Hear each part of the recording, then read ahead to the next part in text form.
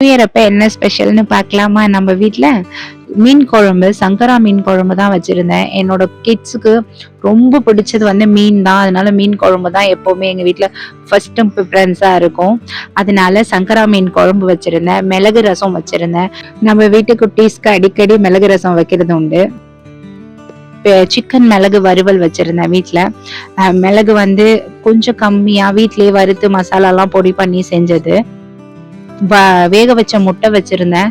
4 பேர் இருக்கோம். அதனால 4 பேருக்கு வேக வச்ச முட்டை.